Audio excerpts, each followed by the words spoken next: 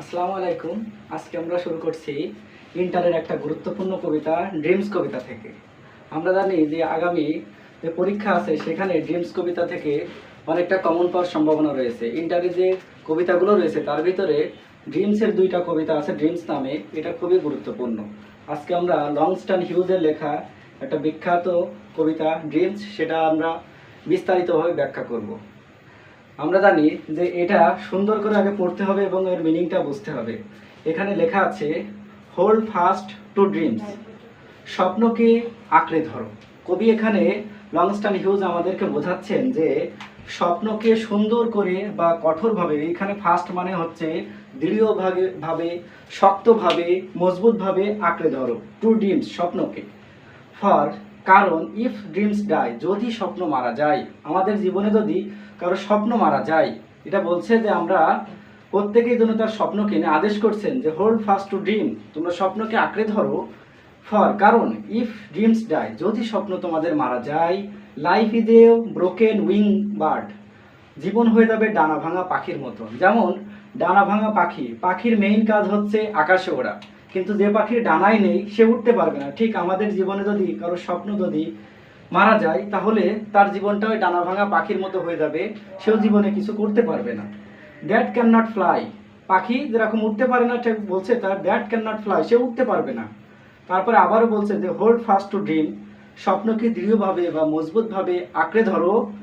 For কারণ when dreams গো, যদি স্বপ্ন একবার চলে যায়, আমাদের জীবন থেকে যদি একবার স্বপ্ন চলে যায়, life is a broken wing bird, life is a barren field, জীবন হয়ে যাবে বন্ধা জমির মতো।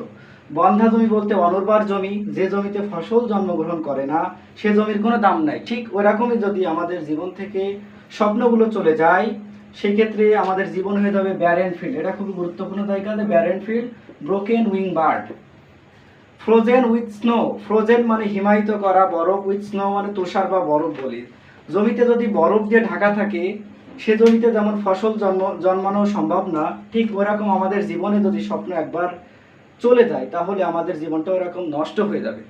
এখন আমরা দেখব যে কিভাবে এটা জাস্ট আমরা একটা বাংলা মিনিং করে পড়লাম। এখান থেকে কবি দুটা পার্ট, এখানে দুইটা অংশ রয়েছে, এই পর্যন্ত একটা অংশ, শেষে এখানে একটা অংশ। কবিতাটা খুবই ছোট কিন্তু মানেটা খুব বড়। সেটা হচ্ছে এখানে উনি বোঝাতে যাচ্ছেন প্রথম অংশে যে আমাদেরকে সবাইকে বলছেন যে আপনারা আপনাদের স্বপ্নকে শক্তভাবে, এখানে বলা হয়েছে যে ফাস্ট, স্বপ্নকে ফাস্ট মানে মজবুতভাবে, কঠোরভাবে, দৃঢ়ভাবে, খুব শক্তভাবে স্বপ্নকে আঁকড়ে ধরো মজবুতভাবে।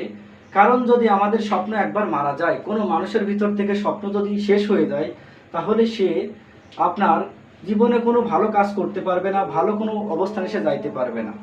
ঠিক তেমনই এখানে আরেকটা অংশে বলছেন। আচ্ছা, এরপরে আমরা দেখছি এই অংশে কবি আমাদেরকে বলছেন যে আমাদের স্বপ্ন যদি কোনোভাবে আমাদের জীবন থেকে একবার চলে যায়, সেক্ষেত্রে আমাদের জীবনটা নষ্ট হয়ে যাবে। তো আমরা এখন হচ্ছে ব্যাখ্যাটা দেখব। দেখার পর এখানে লেখা আছে, দেখেন টু ড্রিমস লেখা রয়েছে, হোল্ড ফাস্ট টু ড্রিমস।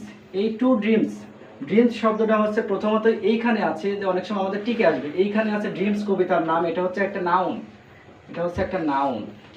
কিন্তু একই ড্রিমসটা দেখেন এইখানে আছে কিন্তু অবস্থানের ভিত্তিতে এটা হচ্ছে infinitive, to plus V one, ইনফিনিটিভের গ্রামার, এটা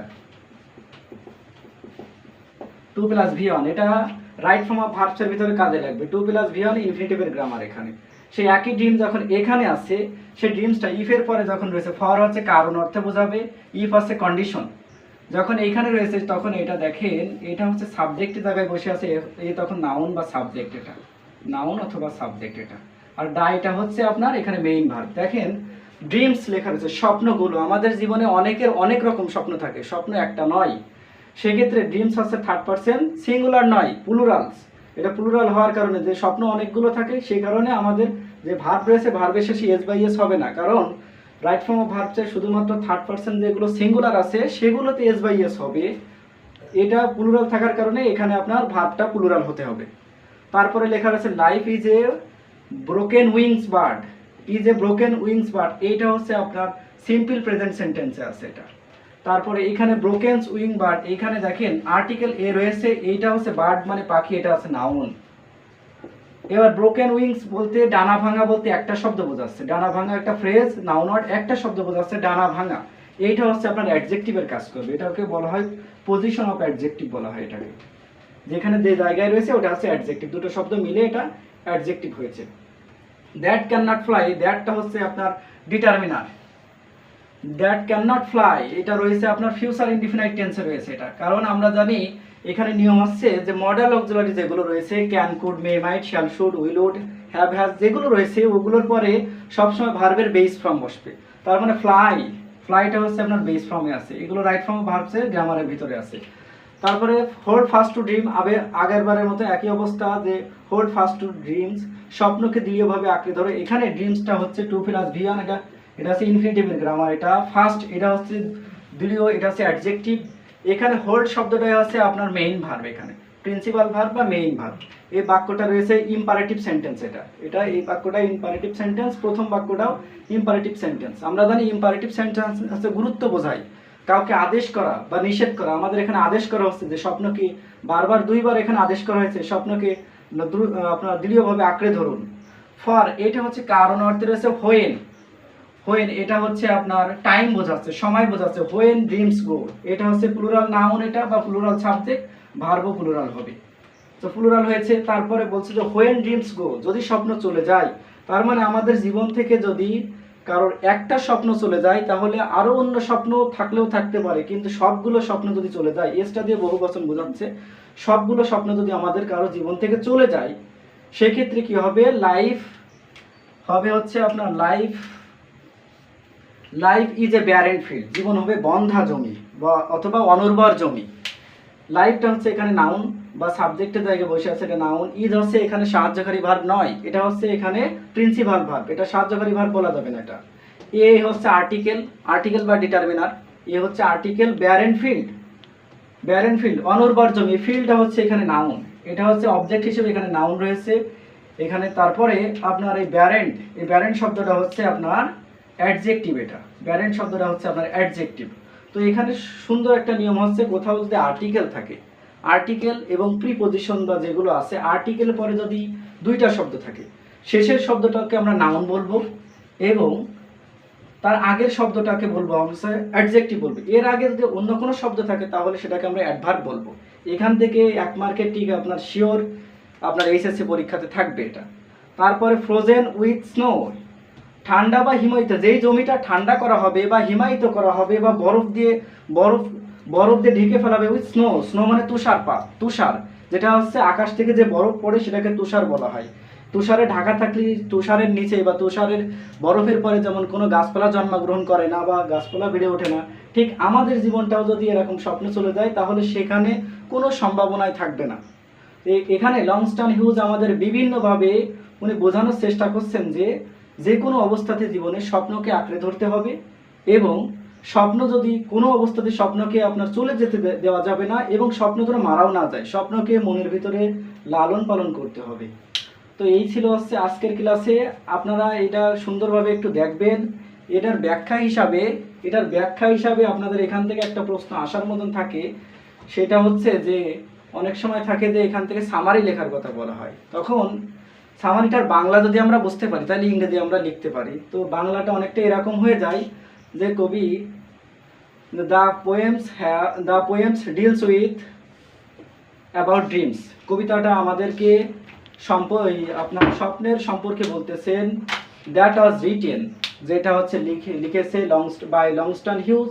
এরপরে আমরা কবিতায় দুইটা স্টেঞ্জাতে ভাগ করব। প্রথম স্টেঞ্জাতে আমরা বলবো যদি আমাদের জীবনে আমাদের ভাষার যে সিম্পল সেন্টেন্স ব্যবহার করতে, কবিতার সেন্টেন্স না, সিম্পল সেন্টেন্সে বলতে হবে যে আমাদের জীবনে স্বপ্ন যদি একবার যদি কারো মারা যায় তাহলে ব্রোকেন উইংস বার্ড, এই লাইনটা নিয়ে আমাদের এখান থেকে সামারি করা লাগবে। ব্রোকেন উইং বার্ড এটার একটা ব্যাখ্যা দেওয়া লাগবে। আর একটা হচ্ছে আপনার life is a barren field, জীবন হবে অনুর্বর জমি, এইটার একটা ব্যাখ্যা দেওয়া লাগবে। এই দুইটার ব্যাখ্যা লাস্টে আপনার ইতি টানতে হবে আছে ফ্রোজেন উইথ স্নো, যেটা ব্যারেন ফিল্ড হবে। ব্যারেন ফিল্ড মানে অনুর্বর জমি, এই অনুর্বর জমিতেও সামান্য কিছু ফসল জন্মে, সামান্য কিছু আগাছাও জন্মে, কিন্তু যদি যেটা ফ্রোজেন উইথ স্নো হয়ে যায় তার কোনো সম্ভাবনা থাকে না। ঠিক ওইরকম ওইটা দিয়ে আমাদের এখানে একটা গুরুত্বপূর্ণ লাইন যে ফ্রোজেন উইথ স্নো, সমস্যা হয়ে গেলে আমাদের আর তখন যে কোনো প্রকার স্বপ্ন যদি না থাকে তখন কোনো প্রকার ফসল জন্মগ্রহণ করবে না। এখানে ফসল বলতে আমাদের সম্ভাবনাকে বোঝানো হচ্ছে। তো এই ছিল আজকে ড্রিমস কবিতার ব্যাখ্যা। অন্য কোনো কবিতার ব্যাখ্যা বা এর আর একটা পার্ট আছে, সেটা আমরা আগামী ক্লাসে দেওয়ার চেষ্টা করব।